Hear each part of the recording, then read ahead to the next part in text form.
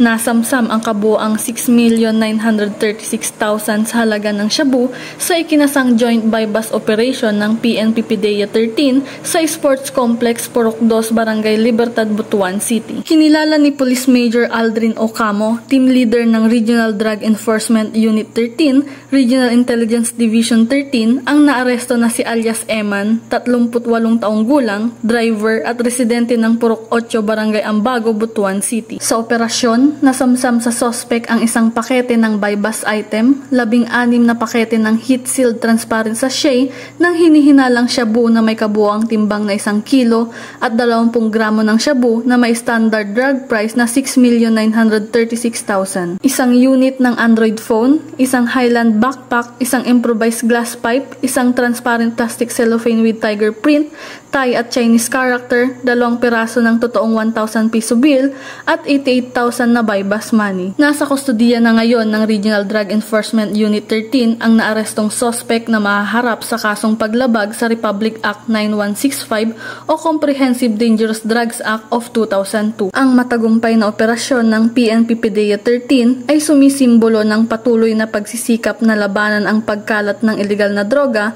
at ang kanilang kakayahan na masugpo ang mga drug traffickers upang mapanatili ang maayos at ligtas na bagong Pilipinas.